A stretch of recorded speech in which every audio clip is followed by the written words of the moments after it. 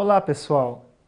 Nesta videoaula, iremos abordar o início da sociologia científica, com um dos seus criadores, Auguste Comte, responsável por cunhar o termo sociologia, e por isso alguns o consideram o pai da sociologia. Veremos como a corrente de pensamento criada por Comte, o positivismo, surgiu no contexto de amplo desenvolvimento das ciências naturais e foi motivado pelas mudanças provocadas pela industrialização e pelo capitalismo, além da constatação da existência dos conflitos sociais provocados pela exploração do trabalho. O rápido desenvolvimento capitalista forçou diversas mudanças sociais. Com a rápida expansão dos grandes centros urbanos, os problemas sociais surgiam com o mesmo ritmo frenético da industrialização. Isso levou muitos pensadores a criticar e procurar entender o que estava acontecendo nesses grandes centros industriais. Tratava-se de conhecer as leis sociais para poder prever racionalmente os fenômenos e agir com eficácia, explicar e antever, combinando a estabilidade e a atividade, as necessidades simultâneas de ordem e progresso, condições fundamentais da civilização moderna. Uma das grandes preocupações de Comte era a crise de sua época, causada, segundo ele, pela desorganização social, moral e de ideias. A solução se encontraria na constituição de uma teoria apropriada, a sociologia, capaz de extinguir a anarquia científica vigente, origem do mal. Esse seria, precisamente, o momento em que se atingiria o estado positivo, o grau máximo de complexidade da ciência. Comte funda uma corrente de pensamento chamada positivismo, cujos fundamentos teóricos partem da análise da sociedade baseada nas ciências naturais, como a física, a química, a biologia e a astronomia, com o seguinte argumento: a sociedade pode ser analisada de forma objetiva. Utilizando-se o método da biologia, por exemplo, que parte da análise dos fatos concretos e, portanto, objetivos, investiga o fenômeno da evolução da vida. A utilização dos métodos naturais fazia total sentido nesse momento. Haja visto tem essas disciplinas que detinham o status de ciência verdadeira, devido ao alto grau de objetividade que alcançavam. Para isso, era indispensável aperfeiçoar os métodos de investigação das leis que regem os fenômenos sociais, ou seja, descobrir qual é a ordem contida na história humana. Lembrando que o princípio dinâmico do progresso deveria estar subordinado ao princípio estático da ordem. A chamada filosofia positiva, segundo Comte, é fundamentalmente um sistema geral do conhecimento humano, que se antepõe à filosofia negativa com a pretensão de organizar e não de destruir a sociedade, como pretendia essa última corrente filosófica. O positivismo é uma linha teórica da sociologia, criada pelo francês Auguste Comte, que começou a atribuir fatores humanos nas explicações dos diversos assuntos, contrariando o primado da razão, da teologia e da metafísica. Para Comte, o método positivista consiste na observação dos fenômenos, subordinando a imaginação à observação. O positivismo teve fortes influências no Brasil, tendo o emprego da frase positivista ordem e progresso sendo escolhida como lema da bandeira nacional.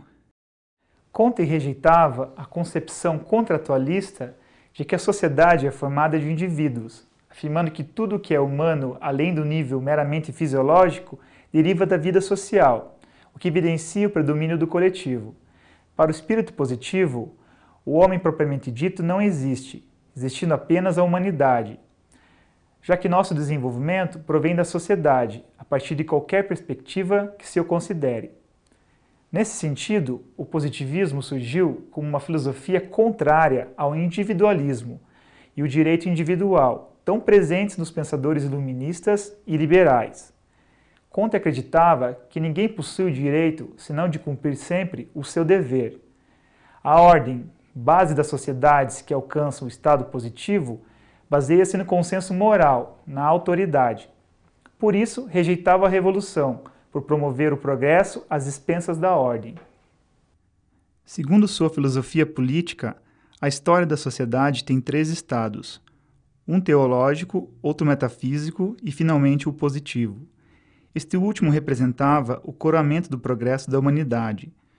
Sobre as ciências, distinguia as abstratas das concretas, sendo que a ciência mais complexa e profunda seria a sociologia, ciência que batizou na sua obra Curso de Filosofia Positiva, em 6 volumes, publicado entre 1830 e 1842. No estado teológico, o ser humano explica a realidade por meio de entidades supranaturais, os deuses, buscando responder a questões como: de onde viemos e para onde vamos? Além disso, busca-se o absoluto. Já no metafísico, é uma espécie de meio termo entre a teologia e a positividade. No lugar dos deuses, há entidades abstratas para explicar a realidade, o éter, o povo, o mercado financeiro, etc. Continua-se a procurar responder as mesmas questões, como de onde viemos e para onde vamos, e procurando o absoluto. É a busca da razão e destino das coisas, é o meio termo entre o teológico e o positivo. Já o estado positivo é a etapa final e definitiva. Não se busca mais o porquê das coisas, mas sim o como, por meio da descoberta e do estudo das leis naturais, ou seja, relações constantes de sucessão ou de coexistência. A imaginação subordina-se à observação e busca-se apenas pelo observável e concreto. Assim, a sociologia surge, portanto, como consequência da necessidade de analisar os fatos concretos e positivos gerados pela sociedade industrial e científica. A sociologia nasce para oferecer condições aos homens para que possam entender a sociedade de maneira racional.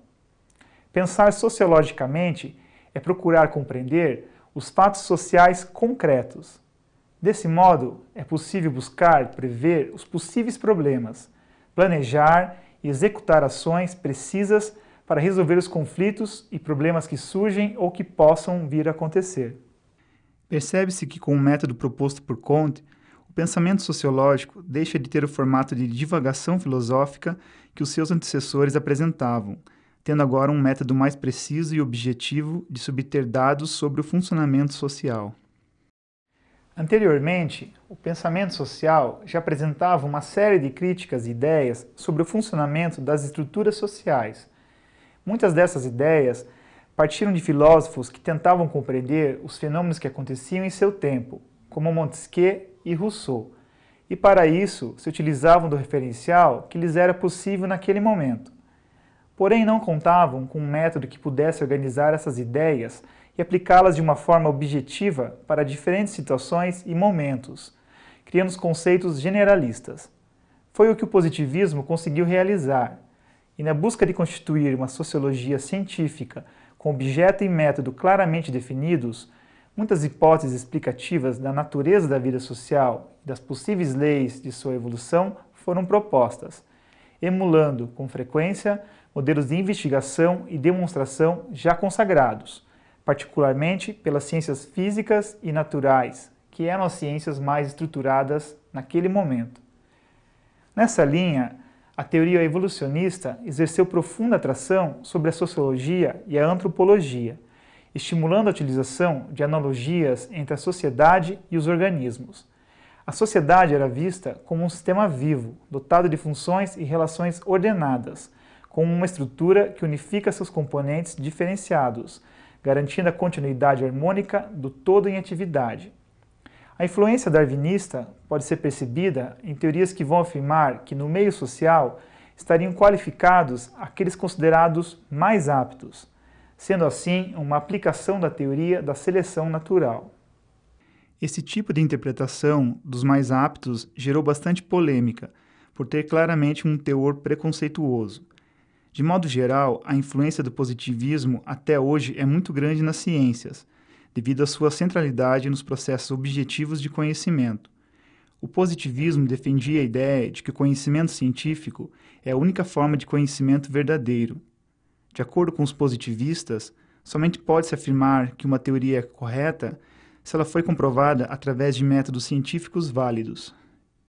Os positivistas não consideram os conhecimentos ligados às crenças, superstição ou qualquer outro que não possa ser comprovado cientificamente. Para eles, o progresso da humanidade depende exclusivamente dos avanços científicos. Em sua obra Apelo aos Conservadores, de 1855, Comte definiu a palavra positivo com 7 acepções: real, útil, certo, preciso, relativo, orgânico e simpático. O positivismo é uma reação radical ao transcendentalismo idealista alemão e ao romantismo, no qual os afetos individuais e coletivos e a subjetividade são completamente ignoradas, limitando a experiência humana ao mundo sensível e ao conhecimento aos fatos observáveis. Substitui-se a teologia e a metafísica pelo culto à ciência, o mundo espiritual pelo mundo humano, o espírito pela matéria. Como pode-se perceber, o positivismo possibilitou a criação de disciplinas puramente científicas, tentando eliminar qualquer forma de subjetividade que pudesse contaminar os dados reais e objetivos, diretamente observáveis.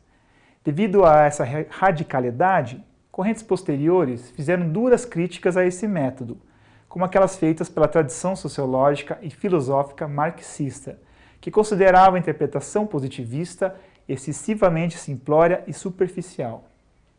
Um fato interessante era a ideia de Comte de querer analisar a necessidade da criação de uma religião, de fato uma moralidade consistente que fundamentasse a nova ordem social. Comte escreveu o Catecismo Positivista, em que a humanidade vem a substituir Deus, e o altruísmo ocupa o lugar do egoísmo. Comte tinha uma profunda preocupação com a necessidade de uma moral forte o suficiente para amparar a vida social e gerar uma solidariedade compatível com os novos tempos. Essa moral seria ainda capaz de reorganizar as instituições devastadas pelas revoluções e que pudesse substituir a antiga religiosidade cristã fundada na fé, na superstição e nos privilégios. Parte dessas apreensões sobre a necessidade de uma nova moralidade tiveram seguimento na obra de Émile Durkheim, pensador extremamente influenciado por Comte. Passados mais de 150 anos da publicação do curso de Filosofia Positiva, Marco da Teoria, não é necessário dizer que é inerente ao positivismo uma romantização da ciência. Romantização esta que atribuía ao conhecimento científico uma onipotência não comprovada pela realidade.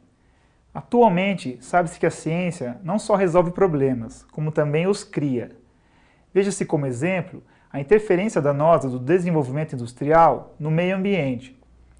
Porém, na época em que surgiu, o positivismo teve uma importância fundamental na consolidação de diversas ciências, enquanto um método preciso de se obter conhecimento.